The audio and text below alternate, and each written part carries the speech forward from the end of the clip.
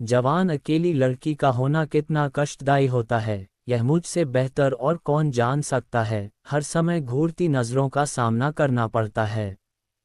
तो फिर तुमने दोबारा शादी क्यों नहीं की? कहानी शुरू करने से पहले हमारे चैनल कहानियाँ 7.4 को प्लीज़ सब्सक्राइब एंड लाइक अवश्य करें ताकि हमें मोटिवेशन मिलता रहे, ताकि आप लोगों के लिए नया नया कहानी लाता रहूं। ये कहानी शुरू करते हैं। अब सब कुछ खत्म हो गया था। मैंने उस पर कई झूठे इल्ज़ाम लगाए जिनसे उसका बच पाना संभव नहीं था। उसकी मेरे ऑफिस में नई नई नियुक्ति हुई थी। हमारी कंपनी का हेड ऑफिस बेंगलुरु में था और मैं यहाँ की ब्रांच मैनेजर थी। ऑफिस में कोई और केबिन खाली नहीं था, इसलिए मैंने उसे अपने कमरे के बाहर वाले केबिन में जगह दे दी। उसका नाम नीलिमा था। क्योंकि उसका केबिन मेरे केबिन के बिल्कुल बाहर था, इसलिए मैं उसे आते जाते देख सकती थी।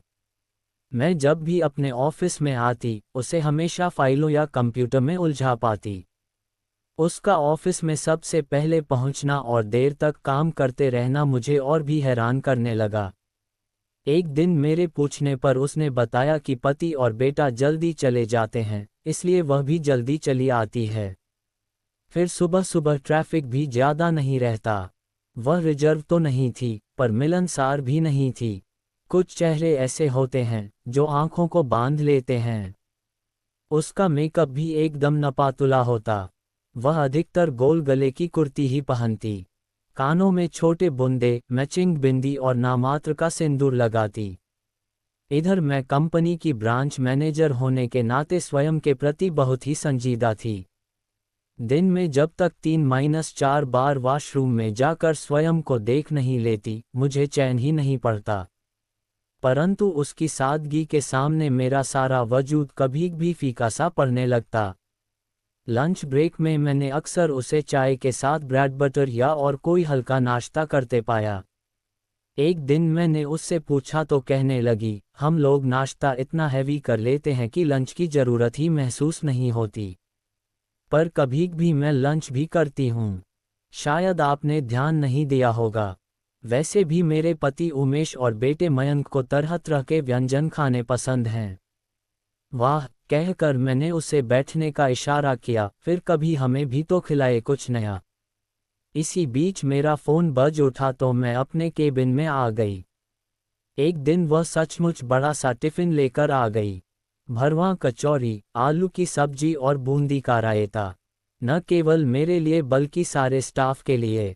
इतना कुछ देखकर मैंने कहा, लगता है कल शाम से ही इसकी तैयारी में लग गई होगी। वह मुस्कुराने लगी, फिर बोली, मुझे खाना बनाने और खिलाने का बहुत शौक है। यहाँ तक कि हमारी कॉलोनी में कोई भी पार्टी होती है तो सारी डिशेज मैं ही बनाती हूँ। नीलिमा को हमारी कंपनी में काम करते हुए 6 महीने हो गए थे।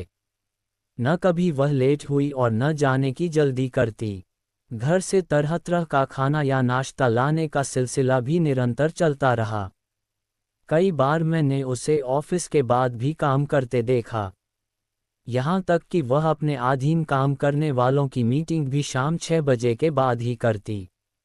उसका मानना था कि ऑफिस के बाद मन भी थोड़ा शांत रहता है और बाहर से फ़ोन भी नहीं आते। एक दिन मैंने उसे दोपहर के बाद अपने केबिन में बुलाया। मेरे लिए फुर्सत से बात करने का समय दोपहर के बाद ही होता था। सुबह मैं सबको काम बांट देती थी। हमारी कंपनी बाहर से प्लास्टिक के खिलौने आयात करती और डिस्ट्रीब्यूटर्स को भेज देती थी। हमारी ब्रांच का काम ऑर्डर लेकर हेड ऑफिस को भेजने तक ही सीमित था। नीलिमा ने बड़ी शालीनता से मेरे केबिन का दरवाज़ा खटखटा भीतर आने की इजाज़त मांगी। मैं कुछ पुरानी फाइलें देख रही थी। उसे बुलाया और सामने वाली कुर्सी पर बैठने का इशारा किया। मैंने फाइलें बंद की और चपरासी को बुलाकर किसी के अंदर न आने की हिदायत दे दी। नीलिमा, आपको हमारे यहाँ काम करते हुए 6 महीने से ज़्यादा का समय हो गया। कंपनी के नियमानुसार आपका प्रोबेशन पीरियड समाप्त हो चुका है। यहाँ आपको कोई परेशानी तो नहीं? काम तो आपने ठीक से समझ ही लिया है। स्टाफ से किसी प्रकार की कोई शिकायत हो तो बताओ। मैम, न मुझे यहाँ कोई परेशानी है और न ही किसी से कोई शिकायत। यदि आपको मेरे व्यवहार में कोई कमी लगे तो बता दीजिए। मैं खुद को सुधार लूंगी। मैं आपके जितना पढ़ी लिखी तो नहीं, पर इतना जरूर विश्वास दिलाती हूँ कि मैं अपने काम के प्रति समर्पित रहूंगी।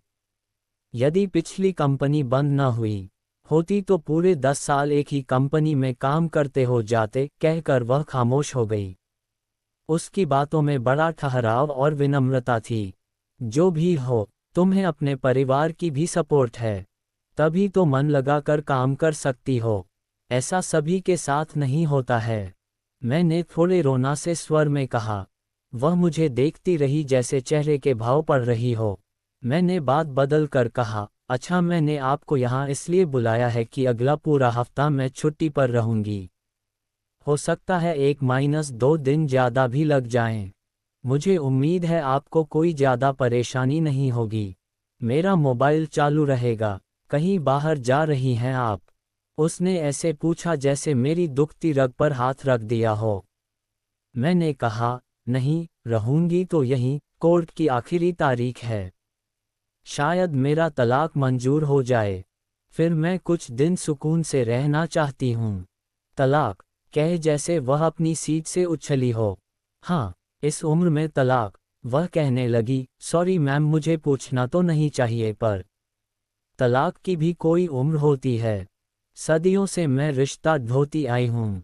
बेटी यूके में पढ़ने गई तो वहीं की होकर रह गई। मेरे पति और मेरी कभी बनी ही नहीं, और अब तो बात यहाँ तक आ गई है कि खाना भी बाहर से ही आता है।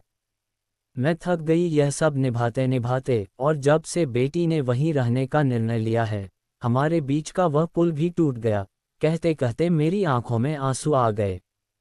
वह धीरे से अपनी सीट से उठी और मेरी साड़ी के पल्लू से मेरे आंसू पोंछने लगी। फिर सामने पड़े गिलास से मुझे पानी पिलाया और मेरी पीठ पर स्नेह भरा हाथ रख दिया। बहुत देर तक वह यूं ही खड़ी रही। अचानक गमगीन होते माहौल को सामान्य करने के लिए मैंने 2-3 लंबी सांसें लीं और फिर अपनी थमस से चाय लेकर 2 कपों में डाल दी। उसने चाय का घूंट भरते हुए धीरे धीरे कहना शुरू किया, मैम, मैं तो आपसे बहुत छोटी हूँ। मैं आपके बारे में न कुछ जानती हूँ और न ही जानना चाहती हूँ। पर इतना जरूर कह सकती हूँ कि कुछ गलतियाँ आपकी भी रही होंगी, पर हमें अपनी गलती का एहसास नहीं होता।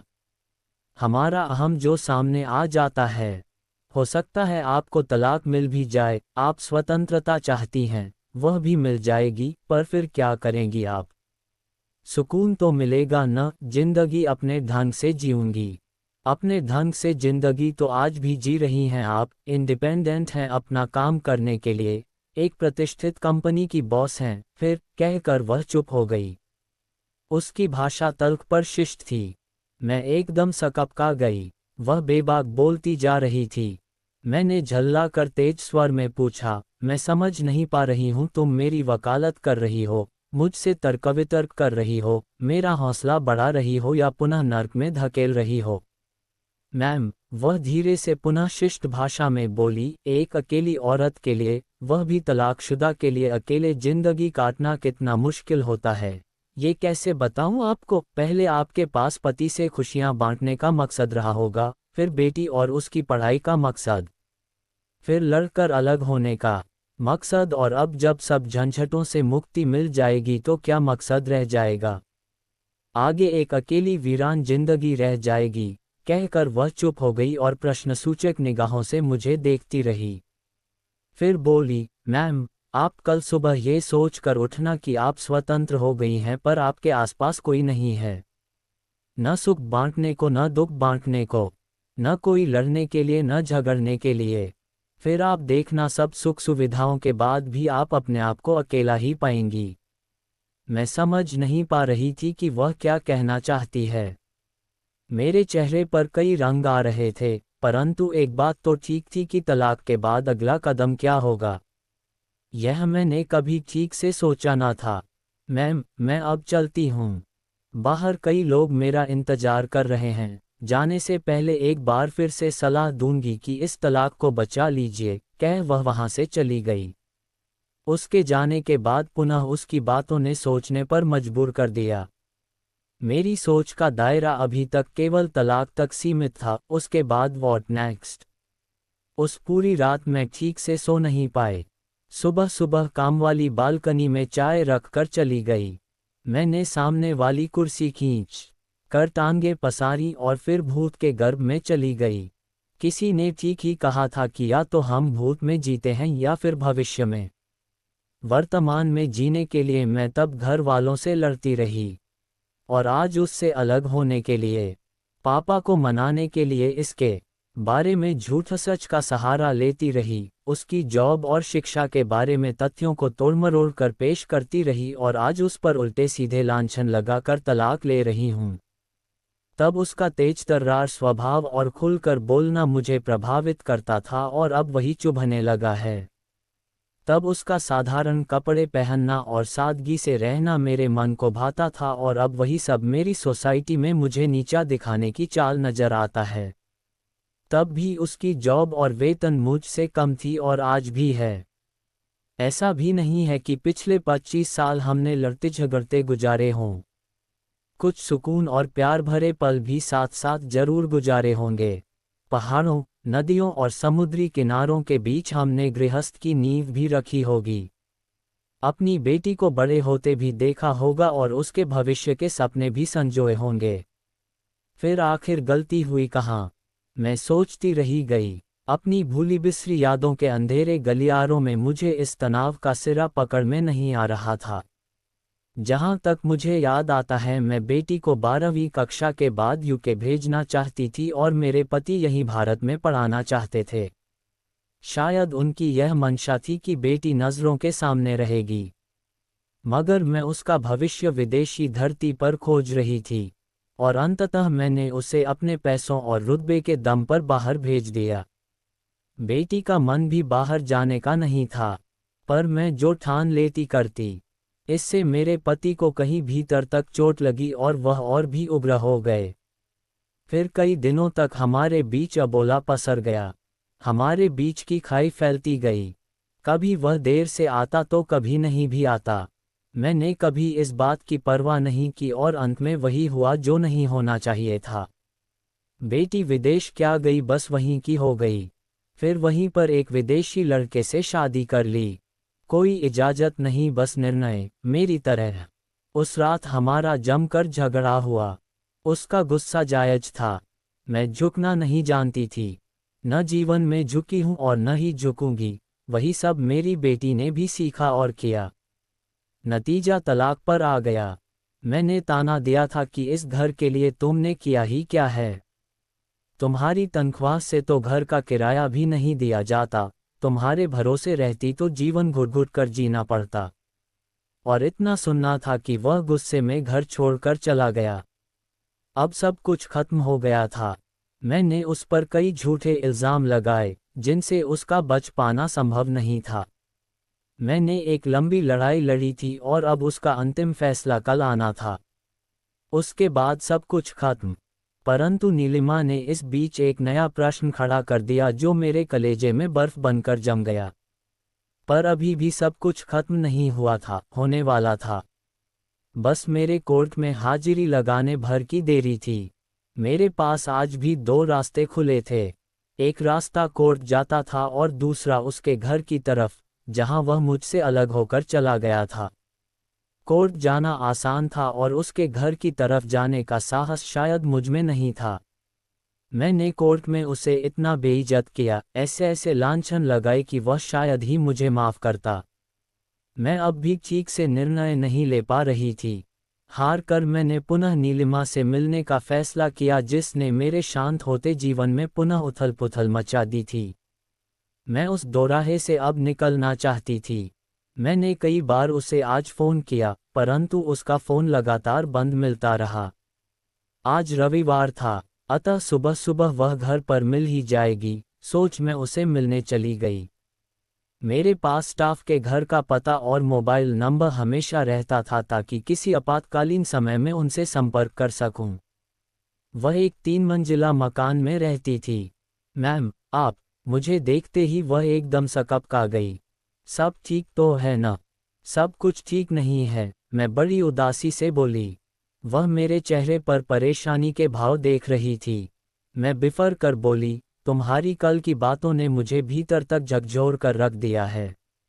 वह हतप्रभ सी मेरे चेहरे की तरफ देखती रही। क्या मैं कुछ देर के लिए अंदर आ सकती हूँ? हाँ मैम, कहकर वह दरवाजे के सामने से हट गई। आइए न। सॉरी, मैं तुम्हें बिना बताया आ गई। मैं क्या करती? लगातार तुम्हारा फ़ोन ट्राई कर रही थी पर स्विच ऑफ आता रहा। मुझसे रहा नहीं गया तो मैं आ गई। कहते कहते मैं बैठ गई।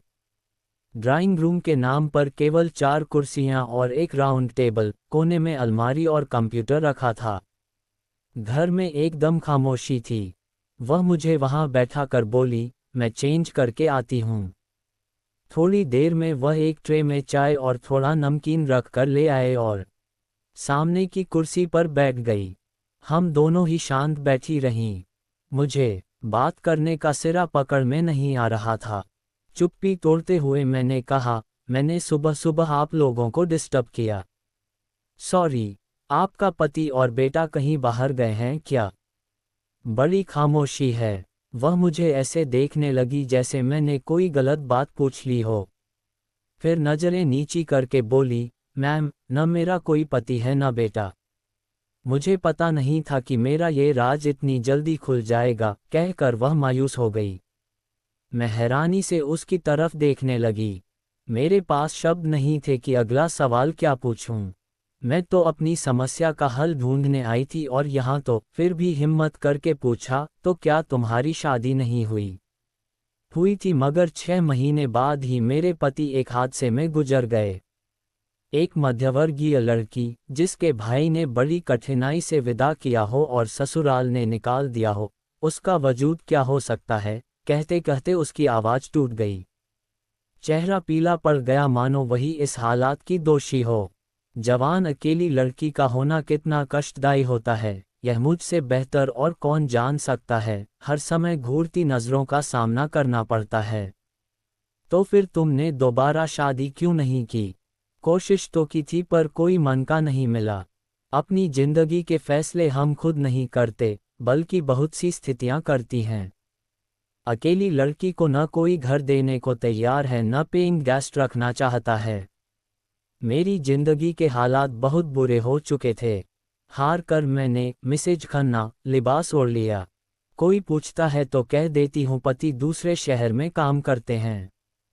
हर साल 2 साल में घर बदलना पड़ता है, और कभी भी तो 6 महीने में ही, क्योंकि पति नाम की वस्तु मैं खरीद कर तो ला नहीं सकती। आपसे भी मैंने झूठ बोला था। पार्टियां, कचौरियां, बच्चे, सब झूठ था। अब आप चाहे रखें चाहे निकालें, कहकर वह नजरें झुकाए रोने लगी। मेरे पास कोई शब्द नहीं था। बड़ा मुश्किल है मैडम अकेले रहना, यह इतना आसान नहीं है जितना आप समझती हैं। भले ही आप कितनी भी सामर्थ्यवान हो, कितना भी पढ़ी लिखी हो, समाज में कैसा भी रुतबा क्यों न हो, आप दुनिया से तो लड़ सकती हैं पर अपने आप से नहीं। तभी तो मैंने कहा था कि आप अपनी जिंदगी से समझौता कर लीजिए। मेरा तो सारा वजूद ही डगमगाने लगा। मुझे जहां से जिंदगी शुरू करनी थी, वह सच तो मेरे सामने खड़ा था। अब इसके बाद मेरे लिए निर्णय लेना और भी आसान हो गया। मेरे लिए यहाँ बैठने का अब कोई औचित्य भी नहीं था। जब आगे का रास्ता मालूम न हो तो पीछे लौटना ही पड़ता है। मैं भरे मन से उठकर जाने लगी तो नीलिमा ने पूछा, मैम, आपने बताया नहीं आप क्यों आई थीं? नहीं, बस यूं ही। मैंने डगडगाती आंखों से उसे देखा। वह बुझे मन से पूछने लगी, आपने बताया नहीं मैं कल से काम पर आऊंगा? और हाथ जोड़ दिए। पता नहीं उस एक लम्हे में क्या हुआ कि मैं उसकी सादगी और मजबूरी पर बुरी तरह रो पड़ी। न मेरे पास कोई शब्द सहानुभूति का था और न ही सांत्वना का। इन शब्दों से ऊपर भी शब्द होते तो आज कम पड़ जाते। एक क्षण के लिए काठ की मूर्ति की तरह मेरे कदम जड़ हो गए। मैं अपने घर आकर बहुत रोई। पता नहीं उसके लिए या अपने अहम के लिए, और कितनी बार रोई। शाम होते होते मैंने बेहद विनम्रता से अपने पति को फ़ोन किया और साथ रहने की प्रार्थना की।